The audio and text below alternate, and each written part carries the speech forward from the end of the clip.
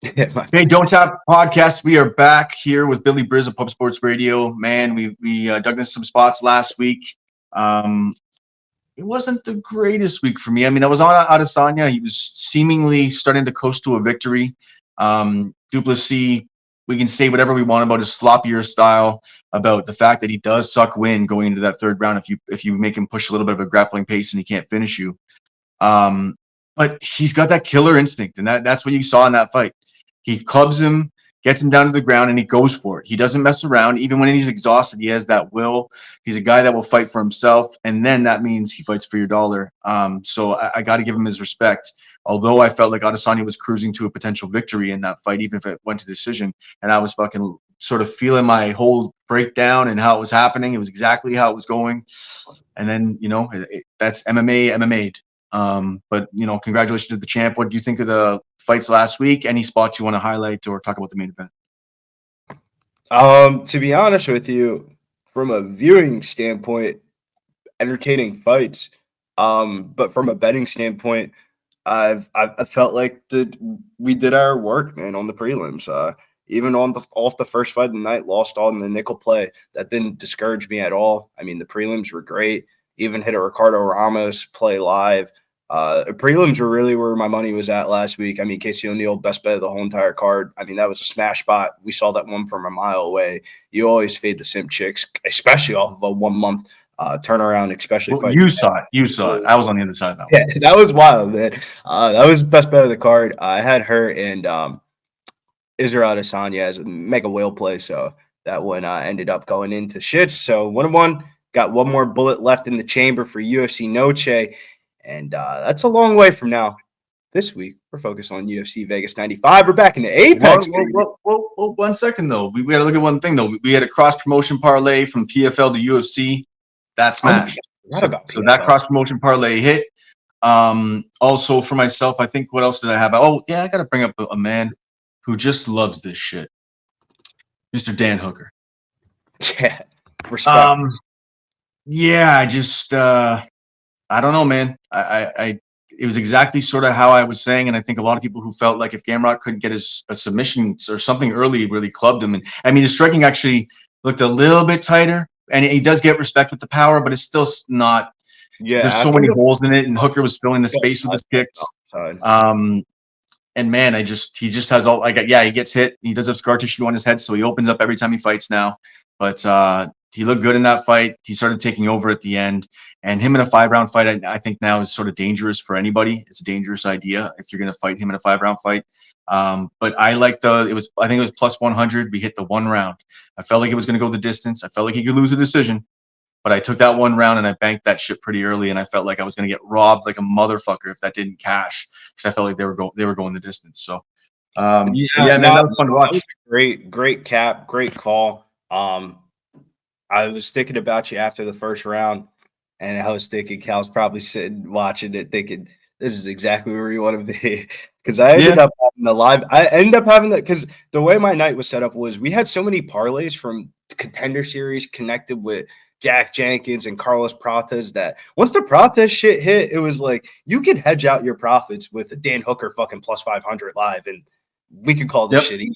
Like that's exactly how the night went for me for that one. But it sucks because you can't tell people that if you're like if they bought like picks or something like that. Just like gambling 101. Shouts to Nick. Nick Gold, but never forgotten.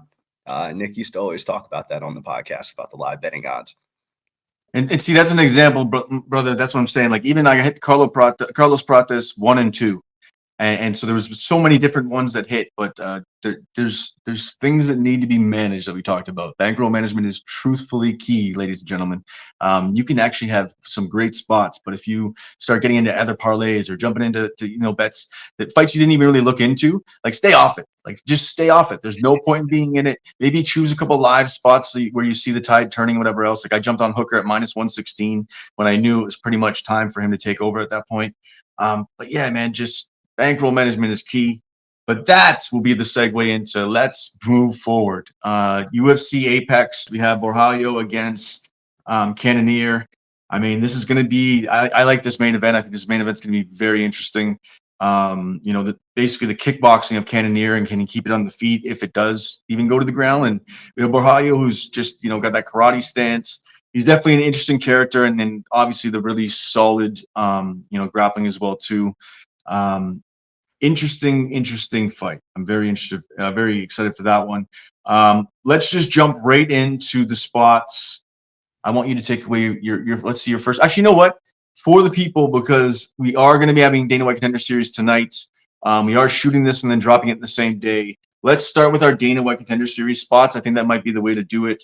And then we'll jump into the UFC spots for the weekend. That way, if you guys just want to tune in for the Dana White Contender Series spots now, you can do that and then, turn this shit off. So let's do that. I want you to bring your first spot to the table. I think we're sort of in agreement on a lot of spots where value is, and what's going on with this actual Dana White Contender Series card. You take your first spot away, sir. Yeah, I actually love this week's Dana White Contender Series. I was saying to you in the DMs, I actually have a lot of these fighters already in the archives throughout the years from them fighting in different organizations and stuff like that. This feels like the comeback week. Shit, man. I mean, every fight, there's a situation or a scenario where they were either with the promotion or had talks with the promotions and negotiations, and now they're back. My favorite spot of the card was a 2-leg parlay, but you can no longer get that anymore, of Finney and Kanaev minus 205. Yeah, I know I'm saying Rizovan's name wrong, but it was 205 when I played it on Sunday, and that's pretty chalky. And I usually don't like playing those, but my favorite total of the night here, it's a little bit chalky as well, but deservedly so. Cortavius Ramilius versus Michael Imperato here. Man, these boys look heated at the face-offs, man. Romeus is has a fan-friendly, entertaining fighting style, but I think a lot of his weight condition is basically inside the distance. He doesn't have like a decision type of fighting style. A lot of the stuff that he does is based off of his athleticism, but being at 5'4" in this weight class, how many wins is he really going to get at the next level? And you kind of saw that when he was on short notice last year against against the boy that fought Sadi Suri, Tavares. He fought him on the last weeks of the Dana White Contender Series, and that was a fight where it was kind of similar to this one. They got heated. He said it got personal. He said, fuck the wrestling, and he started throwing bombs. If he does that here against Imperato, unfortunately, he probably knocks him out. But if Imperato starts grappling, he is the much better grappler, man. It's just his striking defense that has me a little bit hesitant of really like wanting to tip the plus 270, plus 300 line that we see. But man, Dana's rarely looking to sign 34-year-olds, but he was able to get that finish on that Canadian card that Dana was in attendance in on a couple months ago on Dana White Looking for a Fight, that last episode. The Toronto fighter was actually briefly signed to the UFC in 2014, but was released before making his debut. And kind of researching about it a little bit more, he was once signed to the UFC, and somebody brought up a interview of him saying something, and it got translated into like racial slurs, and they were saying that he was racist, yada yada. And now you give him a decade later an opportunity to go on here in the Dana White Contender Series. How do I not back it? I mean, when he grabbed the mic on that card a couple months ago, and he said, Dana, I see you sitting cage side. You signed me once. You got to do it again. Do you believe in second chances? It pulled on my heartstrings, but it pulled on my heartstrings enough for me to bet the under 1.5 here at minus 180.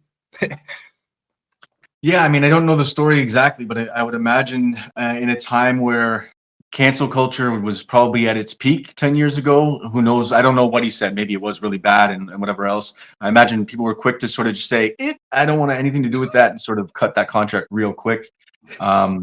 But yeah, no, I didn't really actually. It's funny. I haven't dug into this Canadian. This is one Canadian that I haven't dug into too much.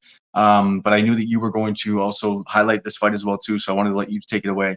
I don't have too much to say on it, man. I think that I do like the idea of the over. I think the grappling could end up playing a big role in this fight. From the little that I did see, and I have seen his fights live because I watch every Unified card.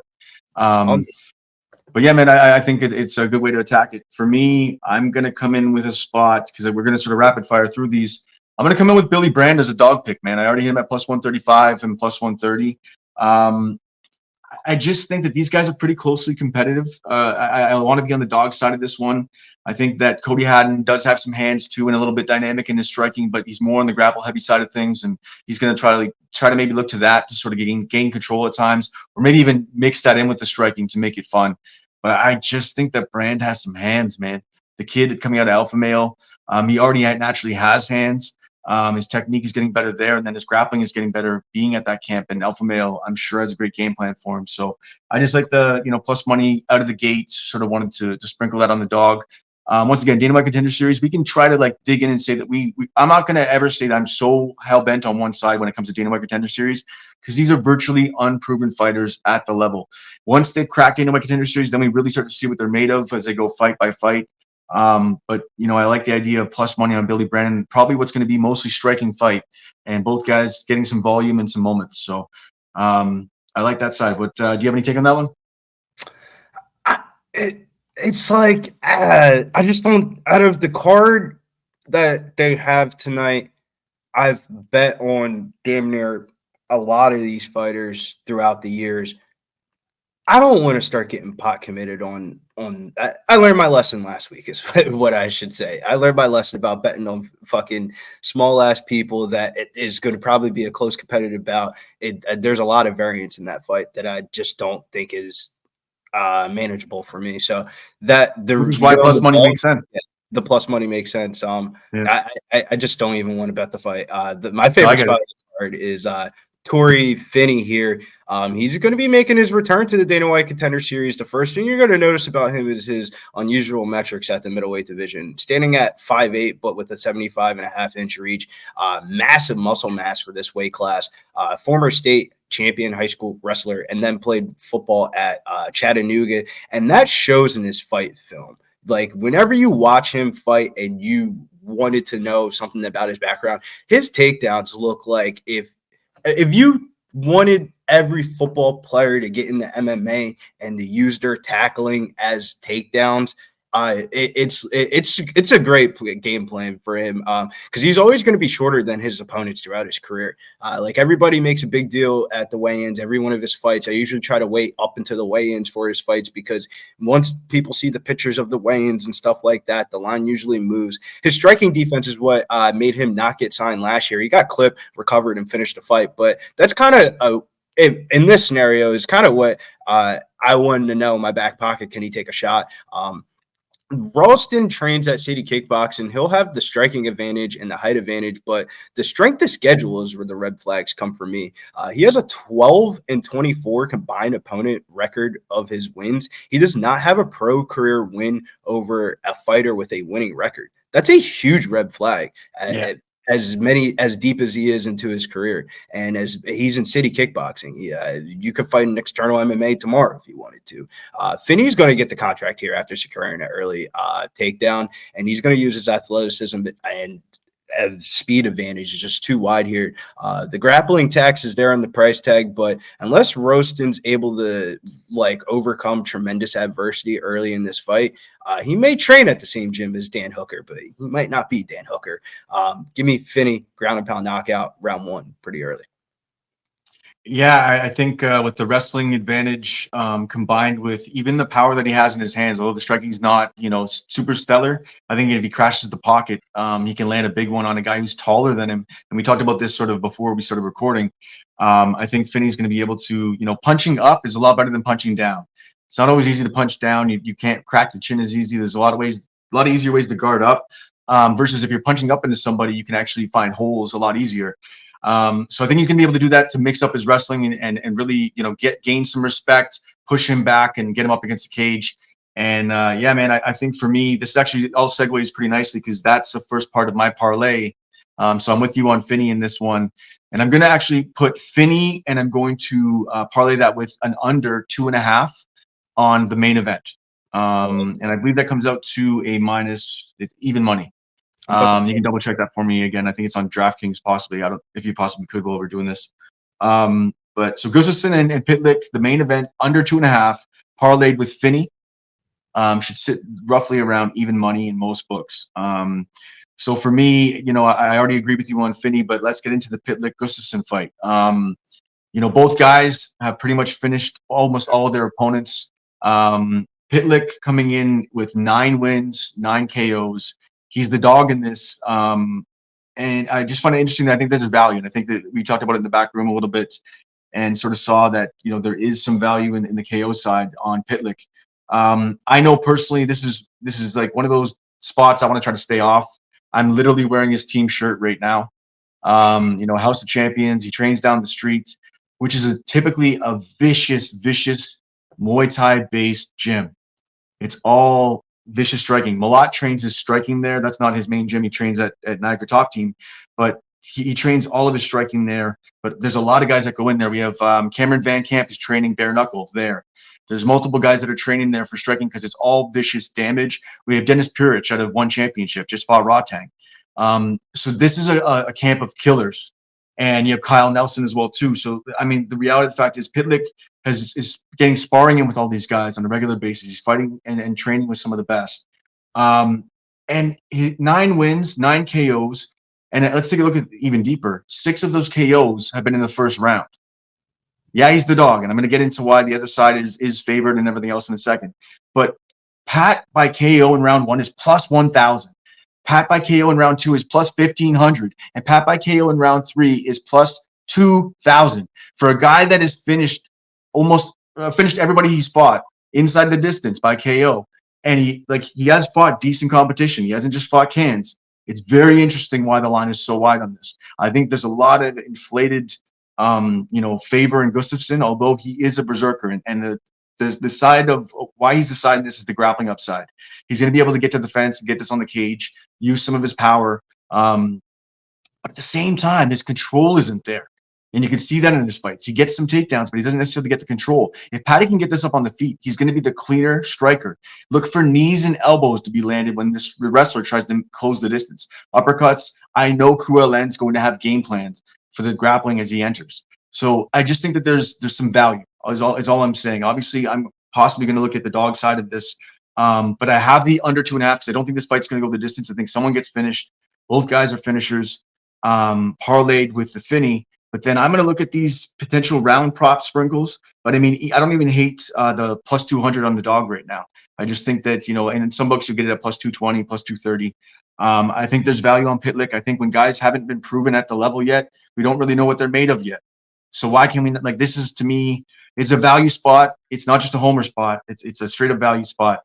But I fully see if someone really is on Gustafsson and wants to try to play him by, KO decision or some shit. I get it.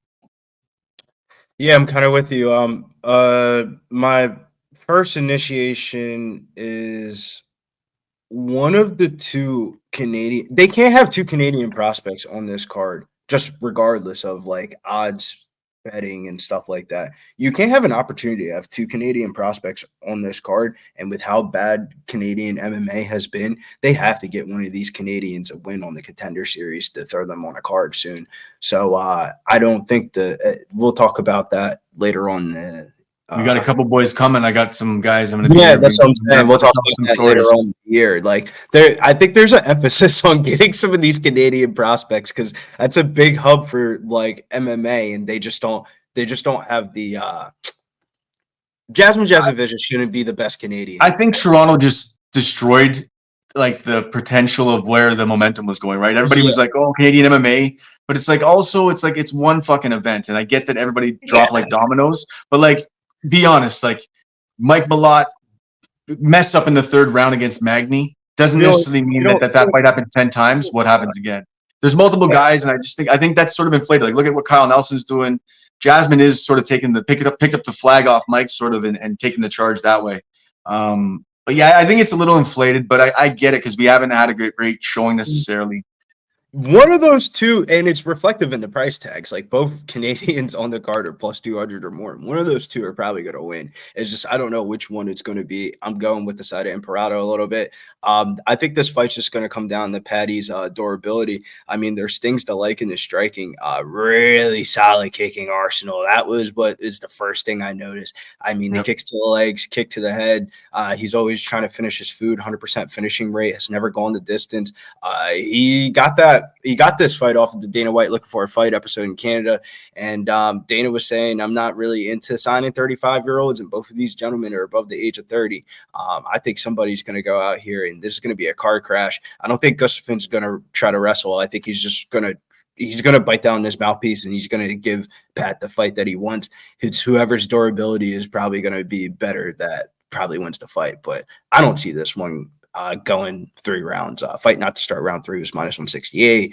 If you wanted to play that, you could play that straight. If you won the parlay, fight not go the distance and the under 2.5 and something, you can do that. I also think the Patty by knockout +420 is live. Gustafsson by knockout in round 2 is my actual prediction, but that's +750, so that's actually caught my eye. And there's a lot of ways that you could play this fight, but this is – I was wondering why this was the main event, but digging into their fight film resume and all that, yeah, when you see these two fight, this is probably going to be a very violent finish. Stylistically, where this fight, like, I think Gustafsson may be a little bit more of a berserker than him, but this could actually start to look like actually a Hooker Gamrot situation. Because if you see Gustafsson not actually getting him out of there early or not really getting to him early, he's going to go to that grappling. He's going to have to go to that grappling because he's going to get picked apart with elbows and knees and whatever else. But that first round is going to definitely be interesting. That's why I definitely like the violence first. I don't want to be a complete homer on it, but I do see the value in the round props on the fucking KOs on the dog side. It's sort of crazy in my opinion. I think that's really where the truest value lies in this whole card. But I do like the, fight not to start round 3, the under 2.5. I think they all crack. Definitely violence in this one. Dana White Contender Series, any other spots or any other thing you want to talk about, or you want to move on? Yeah, we can move on over to the UFC. Now, put the betting and all the gambling shit aside. Let's go House of Champions. Let's go Patty. Let's dig in here. Once again, guys, not trying to get you to bet on that side of it, but there is some value there in the KO. And also, actually, one quick thing for those of you that like to parlay Dana White Contender Series for whatever reason, if Gustafsson's your last leg of your parlay, then at least you have a good hedge spot for like a Patty by KO or something that just sets you up real nice then, or even just the dog money. So, but let's go to UFC, the Apex. We got Cannonier, we have Borjalho, and like I was saying off the top, I definitely like this fight. I think it's definitely interesting, but I want you to come in with your first spot. Who do you have? Yeah, one of the fights on the card here is the Ultimate Fighter season finale here, and let me pull up these motherfuckers' names because I only know it because I watched the episodes. Damn, what is? I know the dude's last name, but I can't pronounce his first name. It's You're gonna mispronounce it for sure. But go on. Yeah, we're just gonna say Valentine and Loader under 2.5 rounds -135. I thought that was a very generous price tag. I haven't finished everything I wanted to for this fight. With it being a little bit early in the week. I know the season finale episode came out last night, so we're probably getting another fight added onto this card. But when watching the show, man, I think Valentine was the best fighter on the show, man. He was like, I believe, the first overall pick at that weight class. He's a potent finisher on the ground, and his stand-up looked like it got a lot better on the show. Being on Team Valentina was kind of like a blessing in disguise because his striking looked a lot better. Like his first fight of the Ultimate Fighter, he fought a Cage Warriors champion. Dude fought like 20 times in his career, never been knocked out. Dude got fucking smoked and was in the Ultimate Fighter, John. And like after they got done fighting, you know how everybody lives with each other. The dude was like crying and was like saying, "Yo, we got to take shots. I respect you, this, that, and the third. Nobody's ever knocked me out before. You're a warrior. I know you're going to do great things." And like, you could see it in the dude's eyes. He's like, all right. Like Cal, man, this dude was the night before the fight, he slept in the backyard outside just so he can feel the area and the surroundings around him. I was like, what? And throughout the whole entire season, he was the first person to grab somebody's stuff for pads to get a training session in with somebody. being everybody's training partner. I mean, he did everything that he could to soak up and sponge the opportunity. And the dude that he's fighting, Loader, I think he has the experience advantage. And if he can bring this into a little bit deeper waters, and let's say Valentin doesn't get the finish, I think Loader finds the finish in the later rounds. I like violence in this fight. I like the under 2.5. Usually in these Ultimate Fighter finales, I usually play like the overs. It's usually two of the best people on the show, but I actually think two of the best people on the show this time leads towards an under. Yeah, I'm leaning towards Loader in this one, just for the value. But I fully see. I think someone does get a finish in this fight, and I sort of see what you're saying. I think Loader could sort of take over on the, after that 7-minute mark. If things start to go his way, I think that definitely could be the way that plays out, because he does sort of hang around that way. Both guys have good solid stand up. Loader's sneaky with the submissions though, man, and I think that even with the stand up too, he's finished guys. He's actually trained out here too. He was training down the street. Down at House of Champions as well too, with that Team Alpha Male House of Champions connection. So he was training down here with these boys and working for some time down here. Not for this camp or leading into Tough, but like just before that. So I don't know, man. I just think that there's value in the dog. I think that both guys, I guess just at this point, I'm looking at a lot more dog side on a lot of these close fights that are at this cusp of getting into the UFC, just because you really don't know how to play out. But I didn't watch the show as intricately as maybe you did. So, I mean, a guy sleeping in the backyard and the first guy to hit mitts, that's valuable. I mean, and I know that sounds stupid, but not the sleeping in the backyard, but the hitting mitts and the first guy to the gym and the guy that wants to be in there and whatever else. I like that. I think that's a good thread to have. So, I respect your side in it, but I think possibly also because Ryan Loader's like going to be on the Don't Tap podcast as well too. I'll probably lean the dog in this one. Yeah, but Cal, put my bias in my pocket.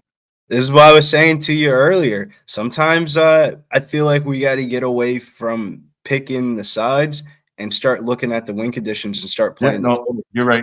I think regardless of who wins this fight, they probably find a finish. Like, it's going to be a great fight. This is one of the better Ultimate Fighter for underwhelming entertainment season. This fight will subsequent it all. This fight's going to be a banger. Hopefully the UFC Gold 300 gloves and all the new engineering that went into these gloves doesn't ruin it for you. But well, they're in the Apex. Minus 140 right now. They just did the whole Ultimate Fighter in the Apex, and now they're fighting in their UFC debut in the Apex. It's a great. Bravada says it has under plus 2.5 at plus 105. I have under 2.5 minus 135 bet online written down from yesterday, but it hasn't came on domestics. Fight Odds doesn't always update right away as well too. It could have been a line that they dropped right away and then it fucking got juiced and hasn't been updated yet. So, okay, cool. Yeah, no, I'm with you on that. I think it's a volatile fight, but that's why I would see the dog and why you would see the violence, and maybe I should just stick to picking not a side but the violence. Okay, I'm going to come in with a spot. I'm actually going to go to the over on a spot. This is actually going to be one of my strong plays of the week. I've talked some shit about him, but he was always a death, taxes, and by decision, Neil Magny, for the longest time for me, until he went up against Mike Malott, and then I had to try to pick holes in his game and whatever else. We know what happened in that fight, but I have a couple stats for this one, and we're going to look at the line. I'm going to just bring the line right out of the gate. I want this one to hit over 2.5. I think right now at Bravada it's minus 175. Most books, if you do see it, it's like minus 190. But to start round 3 is where I'm going to be attacking this fight. Magny to start round 3. And here's all the stats on it as you're shaking your head. Michael Morales isn't going to submit him. And if you look at this, out of Magny's last 18 fights, 5 fights have not hit the third round. 4 of them. It's not even the stats, bro. Okay, I'm gonna finish what I'm saying though. 4 of them were all by submission. So his fights that were inside the distance, where he loses by submission. So he's going up against a guy who's not going to necessarily bring the submission to the table. His 5th one was him actually finishing a guy, which I don't see happening. I don't think he gets to Morales that often. I think he dances this over. I think this will go into the third round pretty easily. Magny does it time and time again. He's able to sort of work off of people's strikes. And as much as I've talked shit about how he sort of falls into the cage and sort of falls off punches, people aren't really landing big shots on him. He's able to stretch fights deep. I think the over here, especially with the trending in overs, this just makes like all the sense in the world, unless you're on your knees for Michael Morales this week, and I'll set you up with that one nice and perfect. Kind of, because I've bet. Remember, we were talking about the Danny Barlow fight week, and I told you I bet Michael Morales, fucking 21 years old, not even a piece of facial hair on his face. The biggest thing I'll say about Michael Morales, and this is you can throw everything else out.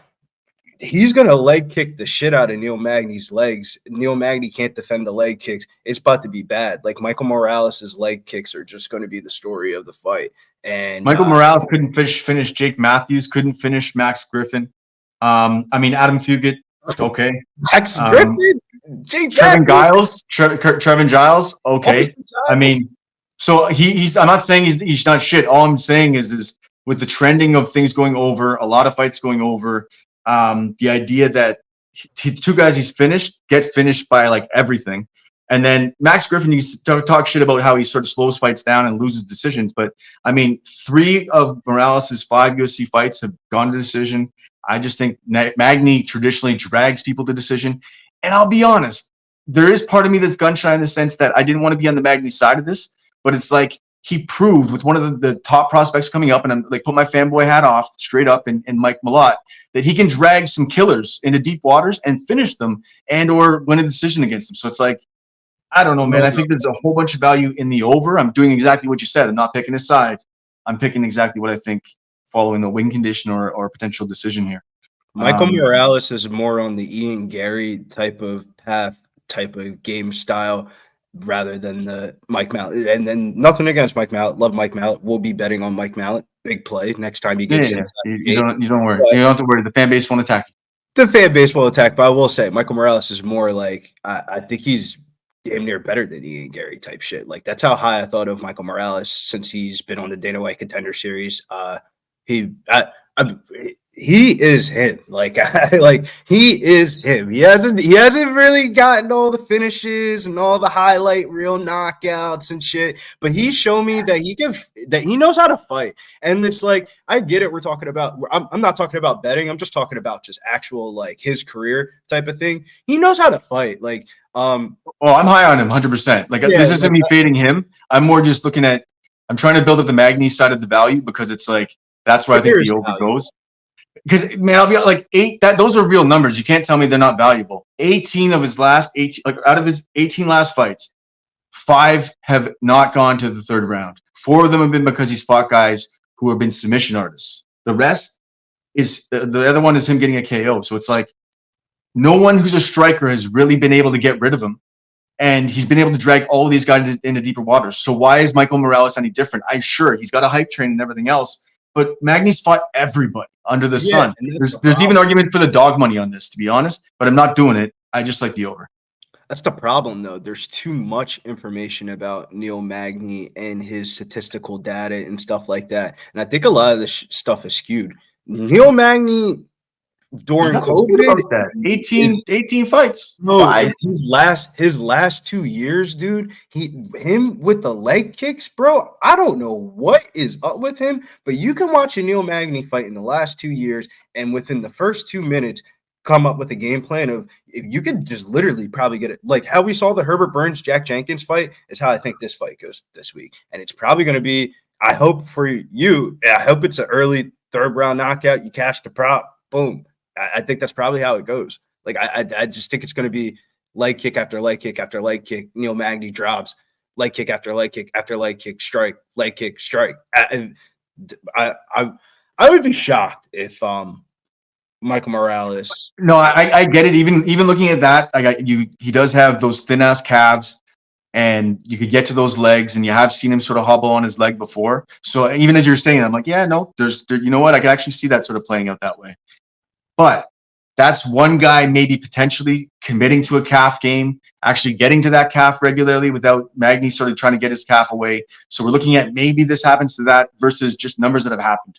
And I got to go with numbers that have happened to the over.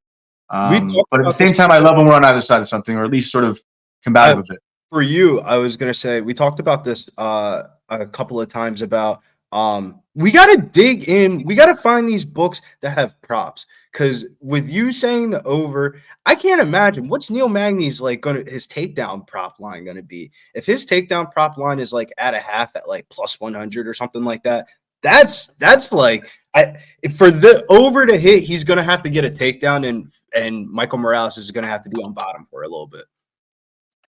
I can pull up something for you right now. I don't think he sort of like lets the takedowns come to him. I don't think it's something that he chases as much as, or at least lately. I think he's been more standing with guys and striking. I mean, Malat took him down 4 times. He only took Malat down once. Gary took him down twice. Rowe took him down once. He doesn't really get to the takedowns. He hasn't in a long time.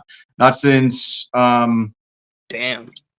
Daniel Rodriguez. He took Daniel Rodriguez down 5 times. So, I mean, I guess in fights where he feels he really doesn't have the advantage on the feet, or at least he can swim with them on the feet, he may want to go to the ground. So, I mean, you may see some takedowns come in here. Shavkat took him down twice and also submitted him, right? But other than that, I mean, Jeff Neal, he took down twice. I can go down through the list, but it's there. He's capable of doing it. He does have some solid grappling, especially on the cage. And if he does go that route, you could be sweating, maybe getting live. But there's so many ways I think this fight could play, and I think that Morales, I don't know. I don't know if he's champion. I think he's going to be at the upper echelon. The guy's sick. I just don't think he's going to be champion material. When does he get caught? Maybe it's Magny. I mean, Magny does it to fucking everybody, apparently. So, but either way, I'll stick to the over, and I will let you bring in your next spot. I like the conversation because I already know we're going to be on the opposite sides of this one. But I like Tabitha Ricci here, man.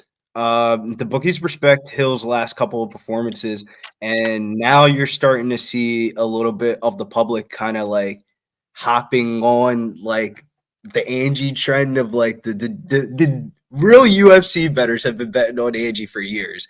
And like now she's won a couple of fights, but you would think at the age of 39 she'd be slowing down, but her grappling has definitely looked career best coming off first career submission in her last fight. That's probably from training with Jenna Bishop for these last couple of years. It's a tough task for Ricci. She's been making strides in her game as well. I think the Pennington comeback fight is an example. She'll definitely fight for your money.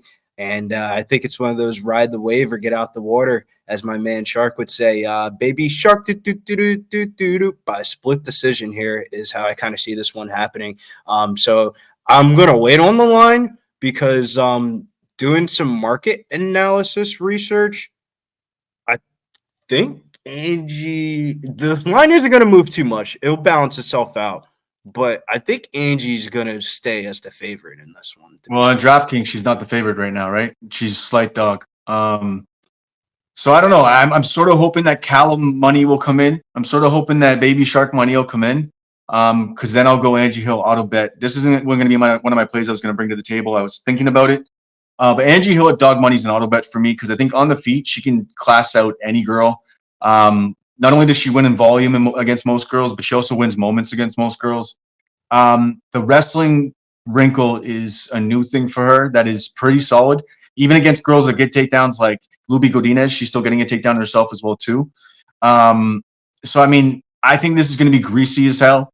I think you could see like Angie Hill 95 strikes, Tabitha Ricci 75 strikes, Tabitha Ricci 2 takedowns, maybe even Angie Hill 1 takedown. And how the fuck are you going to score that? I think it could be greasy as hell. I'm with you on that. I think it's going to be a fun fight to watch. If you love WMMA and actually are a lifer for MMA, I think it'll be a good fight to watch. But I think Angie Hill at dog money is an auto bet for me. It has been for years. So I got to hit it if it does go that way. Right now at DraftKings, it's -108, at least on Fight Odds. I have to check on the app to see exactly. But if it is, I'll probably still make it a quick little, even, I don't know. We'll see what it'll be. It won't be anything that I will lose my shirt on if it goes sweaty. I think split decision could happen.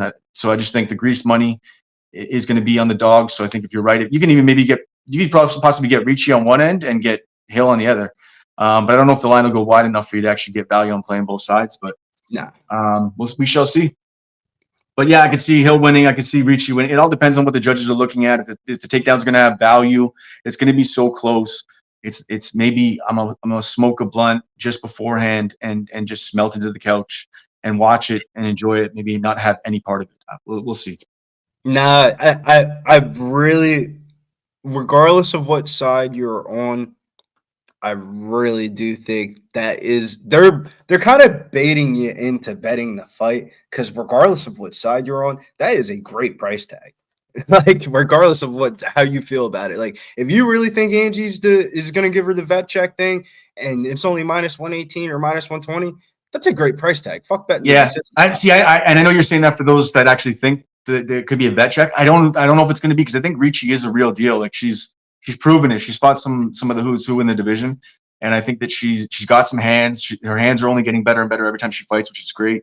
And her grappling side's already up there. So yeah, it's just going to be greasy as hell. But I'll take the plus money, and I see what you see the plus money at this point. So if it flips, I'll probably be on the other side of it too. So I'm going to bring a prop to the table. Ooh. Man, this is also an auto bet when you see it. And this is not me betting Tony Ferguson, who's washed and ready to hang up his gloves. I apologize. Okay. It's weeks separated from that one. Although it felt like it was the right thing to do, it was only a sprinkle, but I apologize. I should not have had Tony Ferguson anywhere near my bets. Shark calling the Chiesa sub. Now let's move on. We got Shabazian, who's somebody I wanted to find. I almost started this fight looking at it, and I wanted to find Edmund Shabazian by KO. And we're looking at about a minus 125. But then I started thinking a lot of these fights are going over. And then I'm thinking, well, but wait a minute. Mearshart in fights that go over and get greasy are a little fucked up. And then coming out of Killcliff, and his striking's getting better. And even though he's older, and his striking has been improved in his last couple fights, I was like, okay, so where can I look at this? So I like the over first. I think it does go over 1.5 at minus 130. I don't think that Mearshart gets KO'd early, and I don't think he gets to a sub early. But his sub prop rate now, at least is projected at plus 550 from Bet Online. So if you're going to give me Gerald Mearshart anything north of plus 500 on a sub, I'm going to hit it. I don't care who he's fighting. Who could potentially, I don't care if Francis Ngannou is going to knock him in the face in the first round and you're wondering if he's going to go to sleep or not. Obviously, he's going to. I got to at least take a look at that sub prop, because he is a killer the way Duplessis attacked that sub on the weekend. He gets on your neck quick. He gets on something quick, and it's a wrap. He's such a high-level grappler. So I like the over. I think it does hit over. But Gerald Mearshart by sub at plus 550. I mean, if you look at it, and to give you some numbers, every fight that Shabazian at this level has lost is when he's been taken down.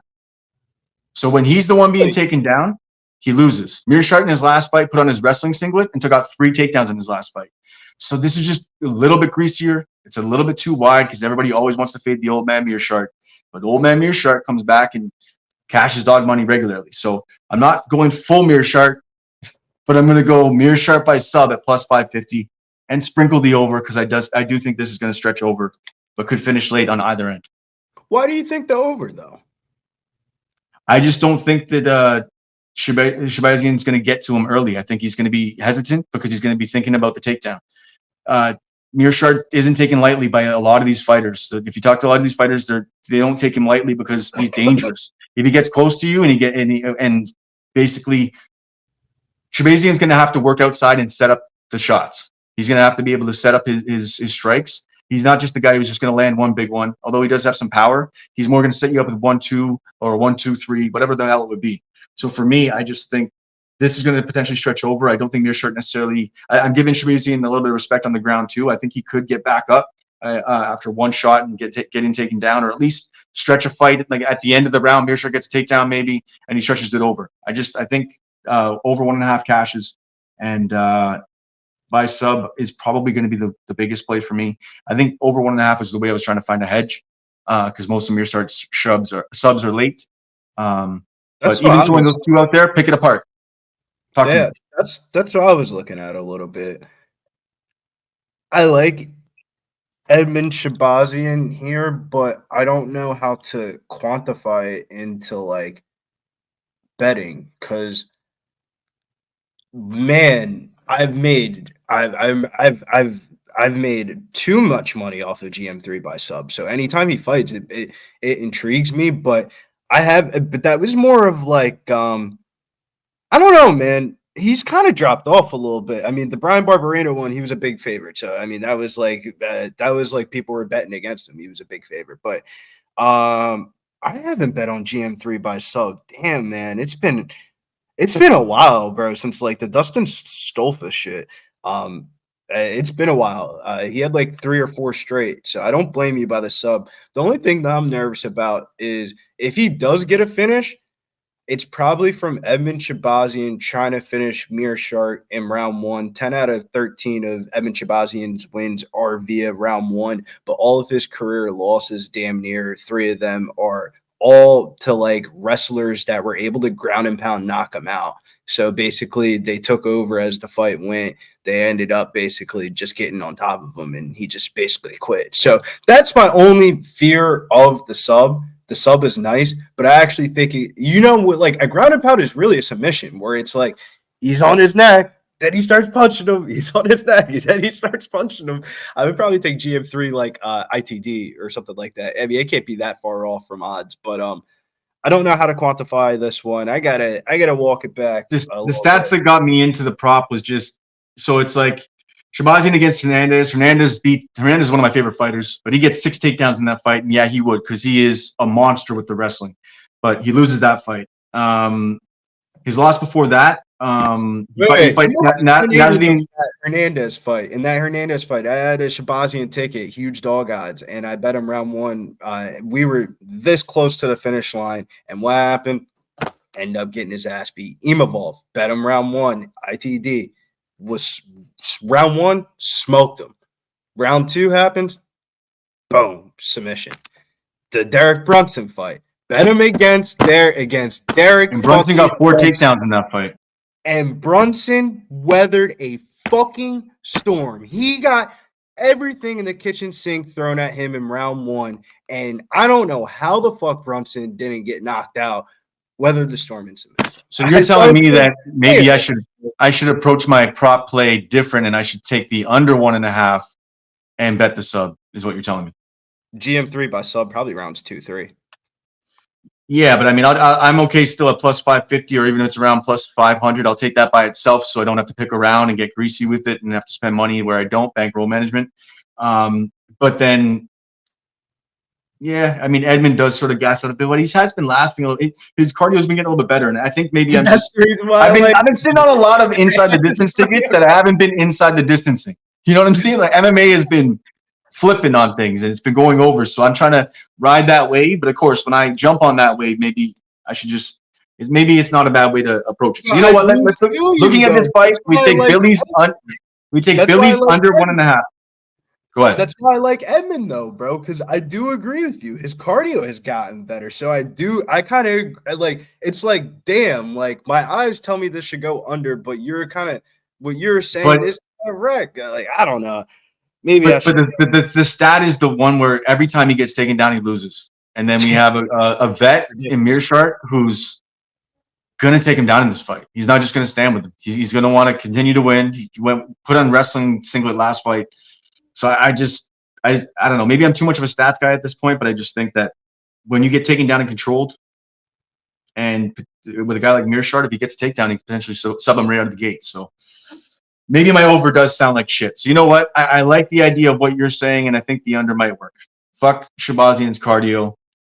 Fuck the perception of it, and go with the auto bet on Mearshart's sub. Take the under 1.5, covers both bets, both sides.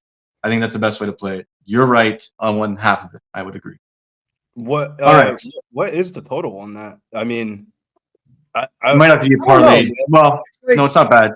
The 1.5 is lined at plus 100 for the under, minus 130 for the over, but fight not to go to distance is minus 500. That tells you everything you need to know. This fight probably is Edmund gets to finish in round 1, or he probably loses 2-3 Mearshart.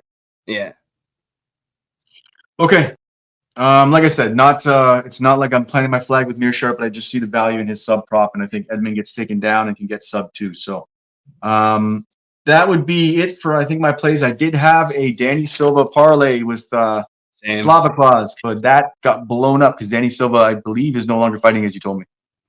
Yeah. Where is the exact post they said? Because everybody knows I'm a big Danny Silva guy. They told me, Mills told me Bazooka's still fighting, just needs a new opponent. Your boy got taken off. I expect somebody from the Contender series later on this year to probably get put on the card. Yeah, that would make sense. Someone from We like still 2 or we 3 still weeks got a out. couple of fights to be added on. I think there's a featherweight final, ultimate final finale that still has to be added on. And if they get Dennis Bazooka a replacement, but just still some work left to do this week. And then I think let's look at Two-piece a parlay. I want to build a parlay from Dana White Contender Series to the UFC to the PFL. So let's build one right now. And if you could open your book for me, potentially, that would be amazing. What would be a spot for you from the PFL that we think we could bring to the table for a parlay piece? Or are we just picking winners, or are we actually talking about like? No, let's just pick it. Like let's just pick it. We'll pick one piece from the PFL. We'll agree on it, and then move into. All right. Well, I think the two people that are definitely not the winner. Magomed Ubulatov is just minus fucking 1,400. What can you really do with it? And Timur Kazriev minus 550 over Gabriel Braga. Yeah, you can make a case for Gabriel Braga, but Kazriev probably wins a decision. It's like not the best price tag though. And then I don't like Loughnane at minus 370. I think Kai Kamaka's live at plus 260. Kai Kamaka's surging, man. And although I like Loughnane, eventually one wheel has to come off. And Kai Kamaka's game is just so much better. Rafi and Stotts called me out on it. He's like, no, his striking's getting better. He's mixing it up well with his grappling as well, too. Everything's just coming together right now. When you have fighters that are just sort of everything rolls nicely together, man, they could beat almost anybody, or at least feel like they can. So, yeah, I don't like the PFL card this week, to be honest with you. I'm not going to have. I mean, even Tyler Diamond as a dog doesn't look good against the guy who can wrestle. So, all right, maybe we stay off that. So let's just look at let's stretch from Dana White Contender Series to the UFC. Then let's make a two-piece. What was that? I missed it. You looked through it and you saw Ubalatov's probably going to win, but the rest of these lines are shot out. Like that's the first thing I looked at it too. I was like, Ubalatov's going to win, and then I looked at the rest of the fights, and it just looks like a dog card for PFL. To be honest with you. Yeah, I mean, I was on Cooper the Third so many times. I'm not playing that game anymore.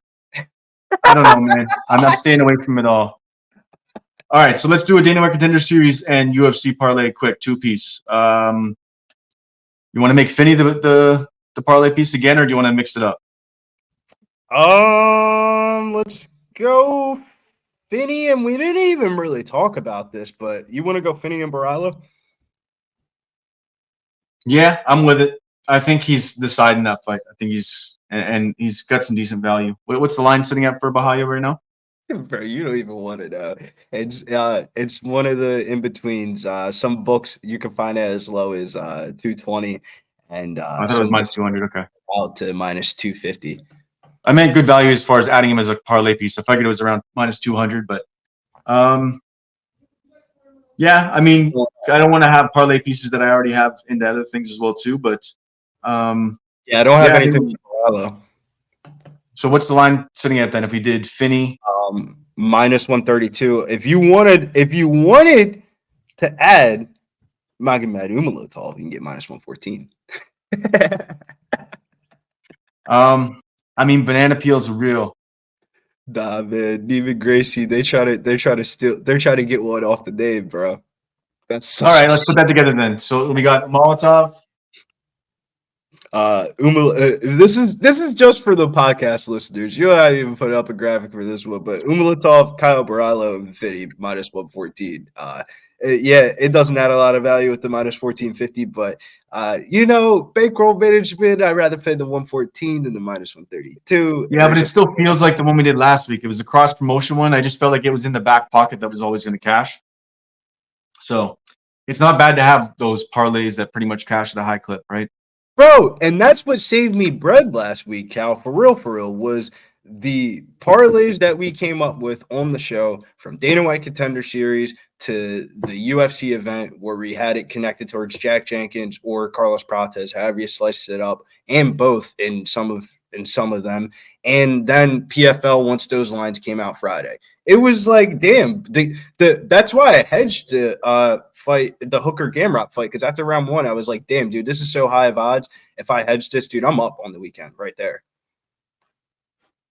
Yeah, it's definitely an advantage going like even going week by week. I think is something that we even should maybe start doing. Like building these long parlays. Like we should like look at lead up to a pay-per-view. It finishes off on a pay-per-view, and we'll build like a long parlay. Maybe we should start doing that in the next episode. Bro, We'll start looking ahead. We can build it before we even start the episode. That's where the money's at, bro, because they're pricing out these cards on pay-per-views and stuff like that where you can't really do 2 to 3 leg parlays. But if we do it where we have events and we just pick our top 2 people on each event, bro, I'm telling you, man, week by week, you make a lot of money doing that. Like I remember Jordan Views and Nick Miranda Maverick is probably like one of the biggest parlay bets that I hit this year. Dude got signed to the UFC a week later. Like, there's value in these regional scene events. We have the eyes. We know these people. We have the connects. We do the research. It's sketchy, but it's not sketchy if we're doing the Valent research. And that's how I kind of feel a little bit about the how we've been doing really good job on these like long parlays, man. I think that's definitely something we're gonna make a thing. I'm gonna look ahead, like up to the next pay-per-view, and see if we can build maybe up to Noche or something. Like we'll figure it out. That would likely be the next one, right? So we'll see how that plays. I like it. Definitely a cool idea. And then that's something we can go back to. Like every week, you can be a go back to reel and be like, how's it looking? Where are we right now? And I like it. All right. Any other spots there? Any other things you want to talk about before we put a cap on this? Yeah, man. Fuck the bookies. They're gonna make me have to start playing this like it's fucking day trading, and we're gonna, if that's how they want to start playing it, all right, that's how we're gonna start playing it. And they're about to get smacked over the head up until probably it's probably gonna be slow at the end of September, but up until UFC Noche and UFC Noche, it's about to get dark hours in the office here over on the Brisbane side. So we're going to be cashing some tickets, man. Let's go. And for those of you on the Dana White Contender Series and are betting it, do not lose your fucking bankroll before the weekend if you're going to bet UFC. Like, cut your bankroll size down, because you can pretend like you know shit and you're like on Wikipedia, you're in Tapology, you're going through the videos, you listen to a podcast, you listen to this one, you listen to that one, and try to formulate a game plan. No one knows shit when it comes down to it at the end of it all, until some of these guys face some of the best in the world at the highest level and see what guys are really made of.